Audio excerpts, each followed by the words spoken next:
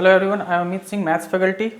तो ये हम लोगों का सेकंड लेक्चर है नंबर्स का, क्लास 10 का। ठीक है, तो फर्स्ट लेक्चर में हमने 6 क्वेश्चन सॉल्व किए थे। आज भी 5 क्वेश्चन तो कम से कम सॉल्व करेंगे ही।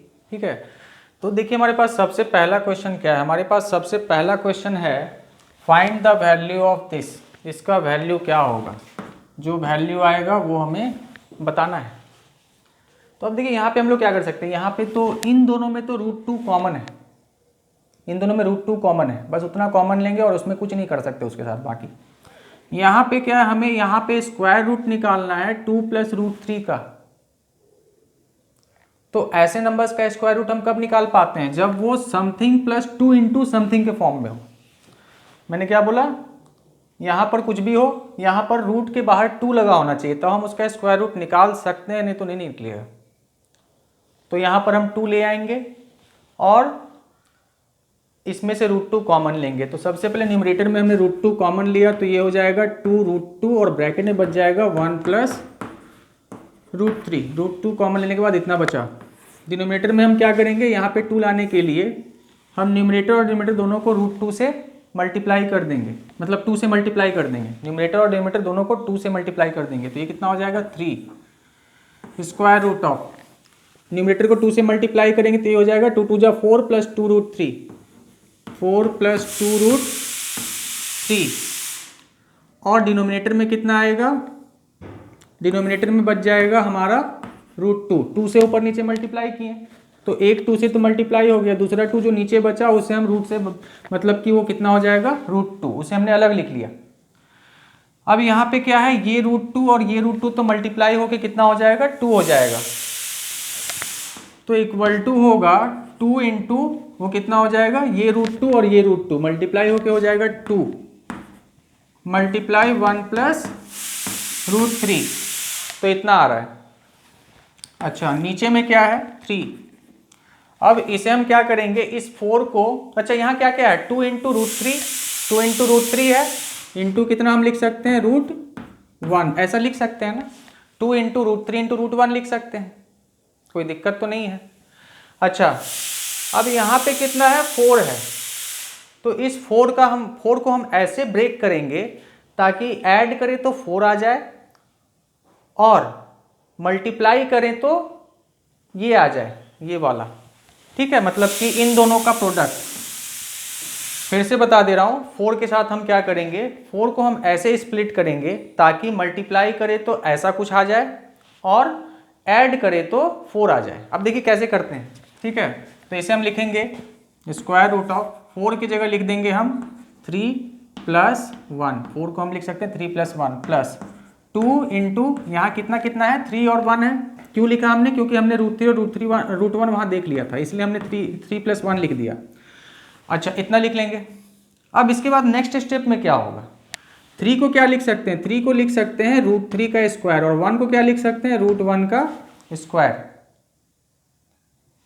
a² + b² + 2ab क्या होता है, a + b का होल स्क्वायर होता है। और यहाँ पे हम फिर लिखेंगे आगे 2 × 2 = 4 हो गया, मल्टीप्लाई ये कितना हो जाएगा, इसे में तो कुछ करना ही नहीं है, 1 + √3, डिनोमिनेटर में एक 3 है, और ये कितना हो जाएगा √3 + 1 का होल स्क्वायर। तो स्क्वायर रूट ऑफ √3 + 1 या √1 का होल स्क्वायर। और √1 क्या होता है, √1 तो 1 ही होता है, तो √1 जब 1 ही होता है तो √1 की जगह हमने 1 लिख दिया। ठीक है, इस स्क्वायर रूट के अंदर होल स्क्वायर है तो रूट हटाएंगे तो एक बाहर आ जाएगा, रूट से एक बाहर आ जाएगा, तो इसका मतलब स्क्वायर हटा देते हैं और रूट भी हटा देते हैं। ये हो गया हमारा नेक्स्ट स्टेप।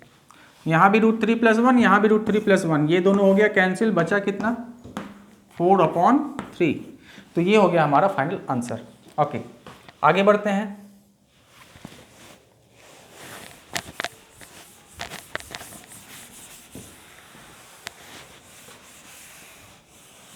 नेक्स्ट क्वेश्चन में कह रहा है, मतलब कि सारे क्वेश्चंस में आपके पास ऑप्शंस गिवन रहेंगे। कभी कभी ऐसा हो सकता है कि क्वेश्चन दे देगा, ऑप्शन नहीं देगा और आपको कहेगा कि आप बताइए आंसर क्या आएगा, फिल इन द ब्लैंक्स।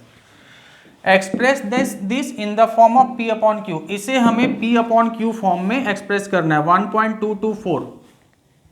ठीक है, तो हम क्या करेंगे, हमारे पास ट्रिक है, एक तो है कि जो 9 क्लास में आपने बनाया था, इसमें 10 से मल्टीप्लाई करेंगे फिर घटाएंगे। जो ट्रिक क्या है कि इस पूरे को आप लिख लीजिए, पॉइंट को ढक दीजिए, बार को ढक दीजिए। क्या दिख रहा है? पॉइंट और बार को ढकने के बाद जो दिख रहा है उसे आप लिख दीजिए। तो कितना मिलेगा? 1 2 2 4। फिर उसमें हम सब्ट्रैक्ट करेंगे, जो बार वाला है और पॉइंट को ढक देंगे, जिसके ऊपर बार है उसे ढक देंगे और पॉइंट को ढक देंगे। जो जो दिखेगा, जो बच गया उसे हम फिर माइनस कर देंगे। तो कितना बच रहा है? बार और पॉइंट को ढकने के बाद 122 बच रहा है, अपॉन जितने डिजिट्स रिपीट कर रहे हैं। यहाँ पे कितने डिजिट्स रिपीट हो रहे हैं? सिर्फ एक ही डिजिट। तो जितने डिजिट्स रिपीट हो रहे हैं उतने बार हम 9 लिखेंगे। तो एक ही डिजिट रिपीट हो रहा है तो हम एक बार 9 लिखेंगे। और जितने नॉन रिपीटिंग डिजिट्स हैं डेसिमल के बाद कितने नॉन रिपीटिंग डिजिट्स हैं? 2, 1 2 है, तो उतना ही जीरो हम यहाँ पर लगा देंगे। तो ये कितना आ रहा है हमारे पास? 1224 माइनस 122। इन दोनों को जब सब्ट्रैक्ट करेंगे तो 4 में से 2 गया 2, 2 में से 2 गया तो 0, और फिर 1 1। 1102 अपॉन 900 आ रहा है। अब इसे हम क्या करेंगे? कैंसिल कर लेंगे 2 से। तो ये कितना हो जाएगा? 551 अपॉन 450। ओके, अब ये कैंसिल वैंसिल नहीं होगा। तो ये कितना आ गया हमारा? 551 अपॉन 450। तो इस तरीके से हम ट्रिक यूज करके सॉल्व करते हैं। जो मैंने ट्रिक आप लोग को बताया है उस ट्रिक को यूज करके और भी क्वेश्चंस आप सॉल्व कर लीजिए। 2-3 बार वीडियो देख लीजिए तो आपका ट्रिक भी, क्या ट्रिक लगाया मैंने, वो क्लियर हो जाएगा। नेक्स्ट क्वेश्चन है, which of the following statements is incorrect? कौन सा स्टेटमेंट जो है इनकरेक्ट है? तो पहला क्या है? For natural numbers a and b if b divides A square then b divides a. अच्छा, दूसरा क्या है? n is a natural number, n belongs to natural number, मतलब n is a natural number. तो यदि n नेचुरल नंबर है तो square root of n minus 1 और square root of n plus 1 ये दोनों क्या होगा? इनका सम इरेशनल होगा। तो ये सही बात बोल रहे हैं, आप चेक कर लीजिएगा। If n is a natural number then इन दोनों का सम हमेशा इरेशनल होता है। थर्ड ऑप्शन क्या बोल रहा है? Product of distinct prime numbers is equal to their LCM. तो हमने तो पढ़ा ही है, product of two numbers equal to LCM into HCF. ठीक है, product of their LCM and, एक मिनट, तो यहां पे ये बात भी सही है। आप दो प्राइम नंबर्स लेंगे, ठीक है, तो दोनों का एचसीएफ कितना आएगा? दो प्राइम नंबर का एचसीएफ तो 1 ही आएगा। ठीक है, तो क्या हो जाएगा इस केस में? मतलब कि product of two prime numbers जो होगा हमेशा इक्वल टू देयर एलसीएम के बराबर होगा। प्रोडक्ट ऑफ एलसीएम नहीं, एलसीएम के बराबर होगा। यहाँ पे मैं भी कंफ्यूज हो गया था, मुझे लगा प्रोडक्ट ऑफ एलसीएम लिखा है, लेकिन जैसे प्रोडक्ट ऑफ टू नंबर्स क्या होता है? LCM into HCF. अब दो प्राइम नंबर्स का एचसीएफ क्या होगा? हमेशा 1 होगा। तो product of two numbers equal to, इस केस में product of two numbers equal to आ जाएगा एलसीएम प्राइम नंबर्स के केस में। तो ये ऑप्शन भी हमारा सही है। तो हमें पूछा जा रहा था कि इनकरेक्ट कौन है, अभी तो हमने सही वाले में टिक लगा दिया, इनकरेक्ट पूछा जा रहा था। यहाँ क्या लिख रहा है? For natural numbers a and b if b divides A square then b divides a. तो ऐसा कुछ थ्योरम हमने कभी लाइफ में पढ़ा नहीं और है भी नहीं। ये किसके लिए है? ये नेचुरल नंबर के लिए नहीं है, ये है हमारा प्राइम नंबर के लिए। तो यहाँ नेचुरल की जगह यदि लिखा रहता कि for prime number A, sorry for any prime number p if p divides A square then p divides a, तो ये हमारा कॉन्सेप्ट है। ठीक है, तो यहाँ नेचुरल की जगह प्राइम लिखता तो ये सही होता, नहीं तो ये क्या हो गया? गलत हो गया। तो यही हमारा इनकरेक्ट स्टेटमेंट है। चलिए आगे बढ़ते हैं नेक्स्ट क्वेश्चन पे।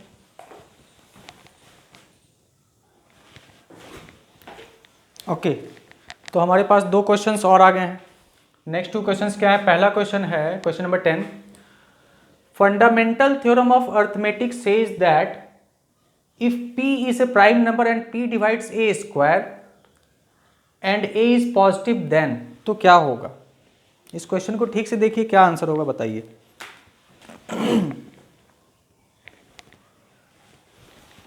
ओके, क्या होगा? तो फंडामेंटल थ्योरम ऑफ अरिथमेटिक सबने पढ़ा है, और जिसको स्टेटमेंट याद नहीं हो कर लो, एग्जाम में आ जाएगा तो फिर दिक्कत होगी। ठीक है, तो क्या बोलता है?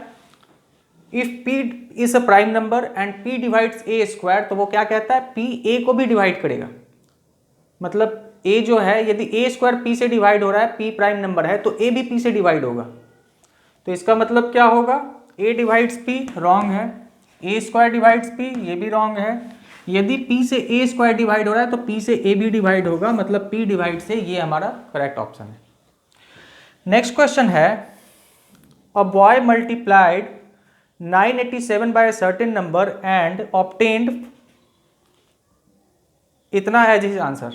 ये नंबर आया 987 को उसने किसी नंबर से मल्टीप्लाई किया, उसका आंसर आया इतना। लेकिन इसके आंसर में ये जो 9 और 4 जो है, if 9 and 4 is the wrong digits, ये उसका मिस्टेक है। ठीक है, उसके आंसर में ये दोनों डिजिट जो है गलत है, बाकी सब सही है। Then the correct answer would be, तो कौन सा आंसर करेक्ट होगा। 987 में किसी नंबर से उसने मल्टीप्लाई किया और ऐसा आया, और जिन्होंने चेक किया वो बताया कि 9 और 4 गलत है, बाकी सब सही है, तो इसको करेक्ट करिए।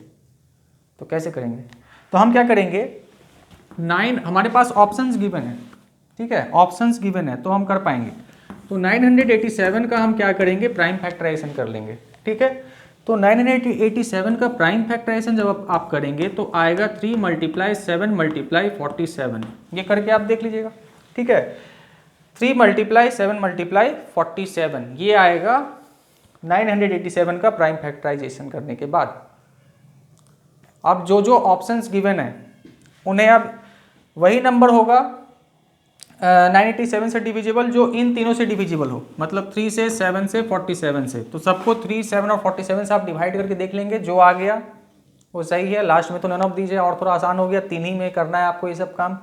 तो पहले 3 का चेक कर लीजिएगा, 3 का हो गया तो ठीक है, 7 का करेंगे, दोनों हो गया तो फिर 47 का करेंगे। ठीक है, तो जो ऑप्शन सबसे डिवाइड हो जाएगा वो ये ऑप्शन है, ये जो नंबर है ये 3, 7 और 47 तीनों से डिवाइड हो जाएगा।